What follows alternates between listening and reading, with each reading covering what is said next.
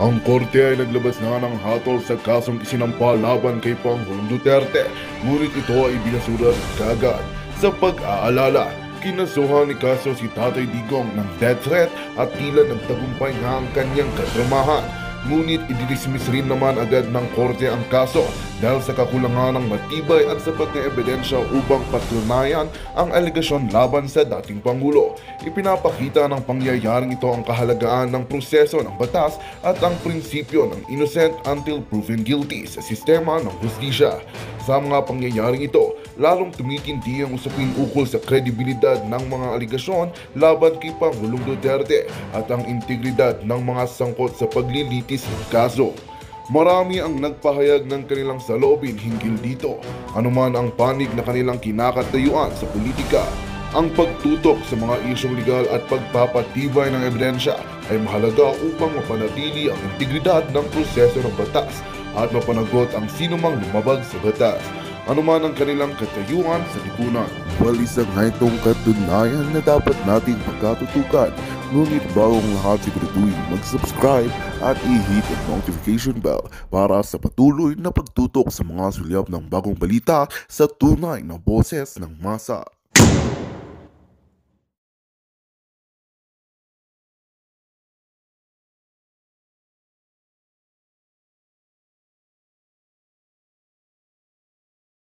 Latest Okta Research Survey na kung saan isuma total mo ang ibig sabihin, malaking sampal ito sa Kamara sa mga congressmen na nagsusulong ng charter change.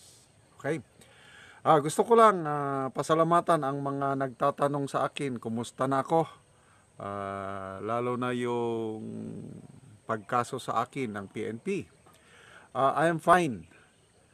As of now, more than 2 weeks na mula nung na-file yung complaint sa piskalya, wala pa akong natatanggap na subpoena.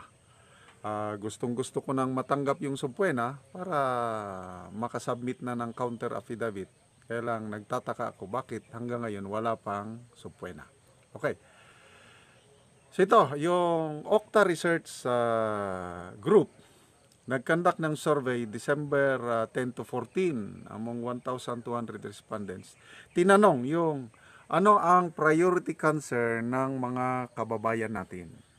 Ano ang areas of concern o problema sa buhay nila na dapat asikasuhin ng gobyerno. Ang lumalabas, yung charter change.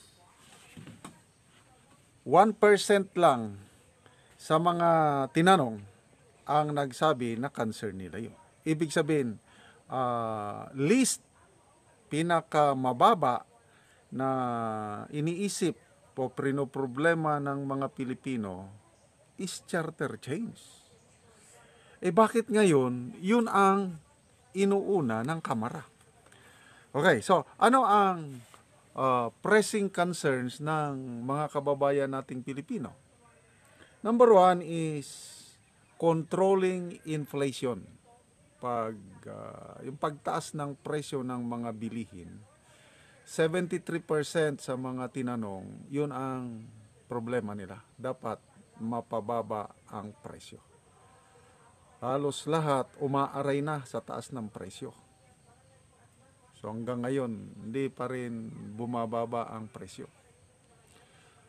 Pangalawang concern is access to affordable food like rice, vegetable, and meat.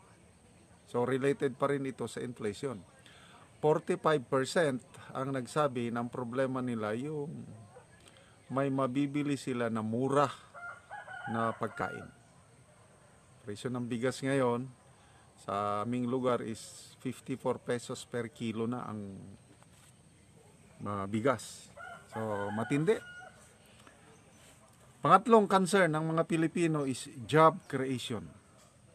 36% ang nagsabi nito na ito ang dapat tugunan ng gobyerno. Ang data po sa PSA as of November 2023, mayroong 1.83 million Filipinos walang trabaho. So, ang dami yan. Ano yung pangapat na major concern ng mga Pilipino is reducing poverty.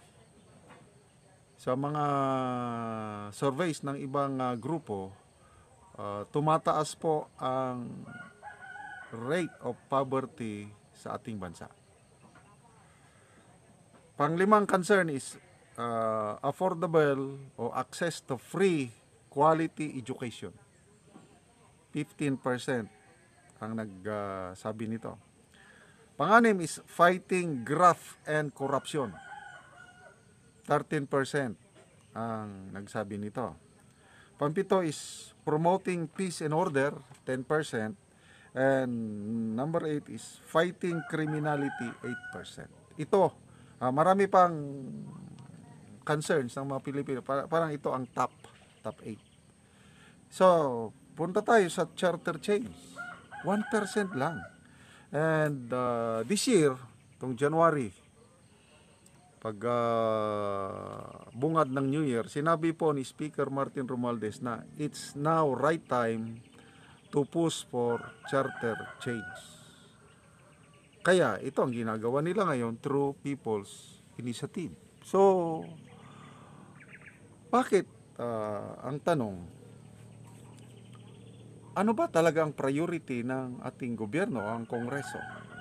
Pangalagaan ang kapakanan ng mga kawawang Pilipino o isulong ang kanilang political agenda? Yan ang malaking katanungan. Ngayon, nag-aalburuto na ang mga senador lalo na. Nag-sign na ng manifesto ang mga senador declaring na gagawin nila lahat ang makakaya nila para pigilan ang charter change na isinusulong, na okay lang sana kung ang pagsulong ng charter change is yung ayon sa konstitusyon. So yung People's Initiative na third mode of amending the Constitution, nakalagay nga, kailang naiiba. Kasi lumalabas, hindi naman People's Initiative ang nangyari, kundi People's Assisted Induced Initiative, dahil lumalabas mga congressmen, mga mayors ang nagpasimuno nito na pilit idinideny ng Kamara na wala silang kinalaman, lalo na ang Speaker Martin Romualdez. Pinabulaanan ni Congressman Tulfo na walang kinalaman si Speaker Martin Romualdez sa pagpapapirma. Kaya lang, sagot naman ni Senator Bato na hindi tayo pinanganak kahapon. Sabi niya, marami akong kaibigang kongresista na umaamin na napipilitan sila, mga kongresista, na gumalaw kasi ang utos ng Kamara sa mga congressman is mag-gather minimum 3% signatures sa kanilang distrito and maximum 20%. At inamin na rin ng COMELEC, nakatanggap na sila ng parang pirma sa iba't ibang barangay. About 884 barangays na ang naisubmit sa COMELEC for validation. So, ibig sabihin, totoo na, no? Totoo na may People's Initiative, yung PERMA Initiative, na nagsusulong na amyendahan ang saligang batas. So, lumalabas na yung, di ba, nag-dialogue, as reported by Senator Subiri, nagkaroon ng dialogue between the President, the Speaker of the House, and the Senate President. At ang guidance ng Pangulo is hindi siya papayag dahil divisive. Magkawatak-watak ang ating bansa at hindi papayag ang Pangulo dahil naging senador din ang Pangulo at ayaw niya na maitsapwera ang mga dati niyang kasamahan. Kasi pag nagtagumpay itong People's Initiative, mawawala na ang Senado. Ano na lang, unicameral na lang, parliament na lang, one house, unicameral na lang. tapos naman yung dialogue, I think the President has spoken na itutuloy ang tiyatsa, kaya lang yung economic provisions ang tatalakayin. I-amend ang mga restrictive economic provisions. Ngayon, tuloy-tuloy ang pagpapapirma dahil na-submit na sa COMELEC eh. I-validate ba ito? May pundo na, inamin ng DBM, Secretary Pangandaman, inamin na I think 14 billion na pondo nakalaan sa COMELEC para sa referendum o plebisito. So, kompletos ricados. Pati budget na ang COMELEC, hindi man sila nag-request ng ganong budget.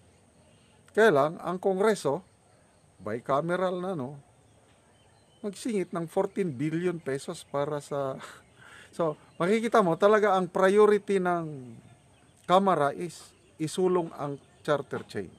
So kwahi o taliwas ito sa kagustuhan ng majority of Filipinos.